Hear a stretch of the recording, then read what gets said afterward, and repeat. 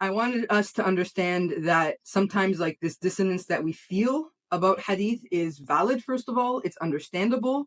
And there's a long history of people asking these questions and trying to engage these questions in a scholarly way. But the fact that we're not scholars means, well, what do we do, right? How do we engage this? So the first thing I would say is engage with confidence. And that's what I really wanted to impart to you. That's, I feel, as much as I can impart to you today, is that this is a very rich tradition. To me, hadith scholarship is probably, I think, one of the most, mind-boggling uh, contributions of the ummah to like the attention and the depth and the detail and the intricacy of the science is just, it's incredible. And to engage with confidence, knowing that, first of all, you're not the first person to ask these questions. We're not the first people. There are usually multiple possible explanations. And to start from this vantage point of trust and not insecurity and confusion and faith doubting when we're talking about single ahadith. Okay. And then to also ask, when we're talking about confidence, the first thing is there, or maybe if we just continue with the framework, engage with confidence. And then secondly, to suspend judgment on particular reports until you can find an answer. So this scholarly tradition even of suspending judgment is, I don't know right now. It's one hadith. I'm going to put it on a shelf and leave it there and have a good opinion, because it's, again, one data point, not the entirety of the Sunnah, until I have an opportunity to ask someone. Okay.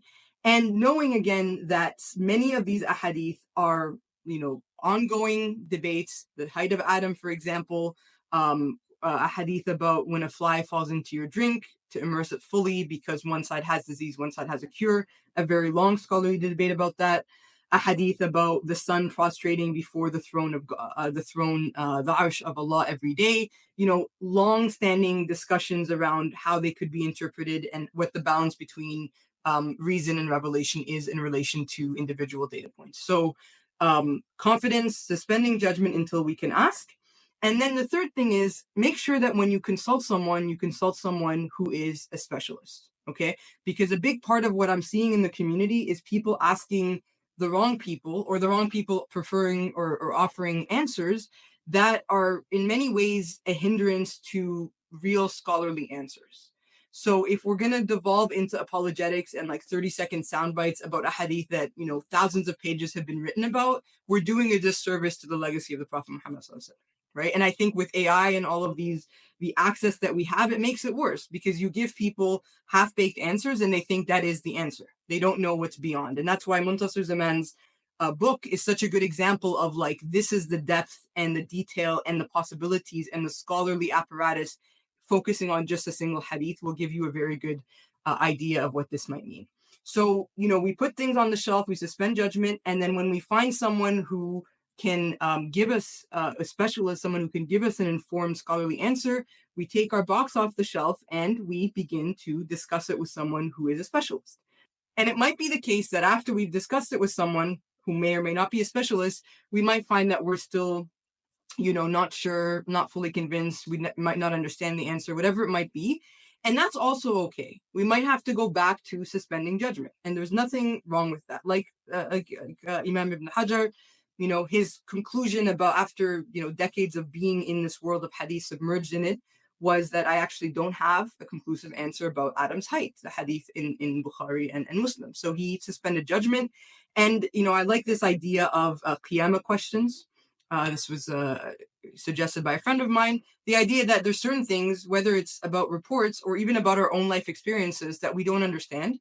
And perhaps we look forward to, or we entrust those to Allah on the Day of Judgment, that we have those questions. And, the joke about Qiyamah questions is when you get to Jannah, you're not going to care anymore. But some people are very curious, like me, and they're actually like, no, I still want to engage in seeking answers for my Qiyamah questions on the Day of Judgment. Allah knows best. But the point is, suspend judgment, and inshallah, we'll get our answers in the next life. And then the final thing is to build a proactive relationship with the Prophet Muhammad sallallahu alaihi wasallam and his Sunnah.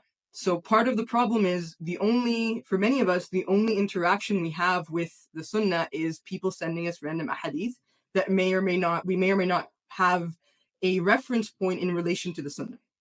So the more we know him, the more grounded we become in an understanding of who he is, sallallahu alaihi wasallam, and the more we can then reference specific particulars in relation to those, questions that we have. But if we don't know someone, right? So let's say there's someone you've never met and you just heard the first thing about them. Okay, so now your idea about the person is based on that one thing. Then two or three different people tell you, or one person keeps telling you bad things about the person, and then that's all you have to go on. And then you meet the person, you're like, no, no, no, this can't be who they are. What the person said is like what the other person said can't be true because I got to know them, right? And that is, the ultimately that is how in many ways we can engage with and navigate with not just confidence but deep faith, love, and reverence, is that we have to know the Prophet Muhammad sallallahu alaihi wasallam, right? So as Sayyidina Ali says in the hadith that becomes part of the Hilya, من رآه بديهة هابه ومن خالطه معرفة أحبه.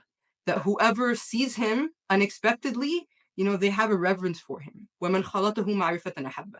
But whoever, engages and gets to know him, whoever spends time with him, that they can't but love him, right? So that is essential for us as grounding.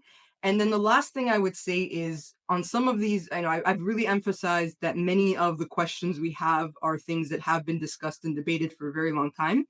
But there's also new questions that we have, right? That usually have to do with our worldview, ethics, gender, women, things like that, because of the, vast difference in culture between the pre-modern world and the modern world. And I would say from that perspective, when we say something is problematic, sometimes it's really only problematic because of our limited experiences, our sensibilities, or our lack of historical kind of literacy and imagination.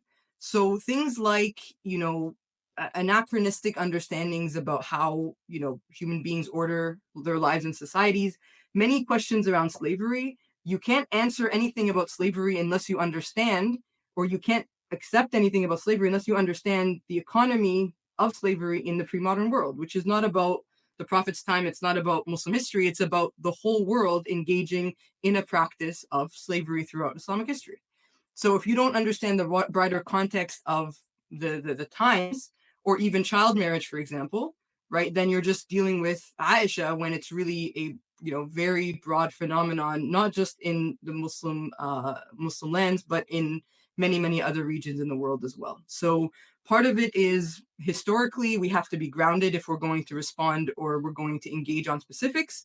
And then another part of our worldview is a very kind of scientific, empirical worldview on how the world works, a very reason-based understanding, which doesn't necessarily have any space for an understanding of the ghaib or the unseen.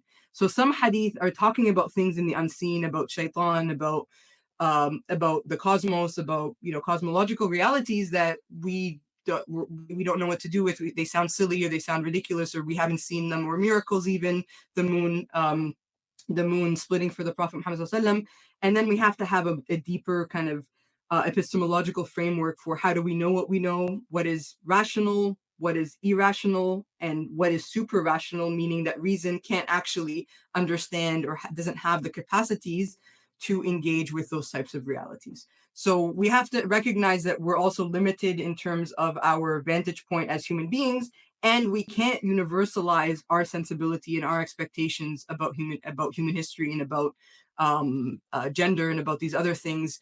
And we have to remember also that like our moment is not morally superior to every other moment, and we're going to also be judged by future generations about things that we do that we do or we accept or we allow to continue. Just look at the state of the world today. Look at the genocides. Look at American politics. Look at the environmental crisis. Look at how we treat animals, how we consume. All of these things, people can look back at us and be like, how were they treating the animals that way? How were they consuming in that way? How were they allowing these genocides to continue, right? So when we think about things like slavery, for example, we have to center a more a broader vantage point, I would say, than many of us have.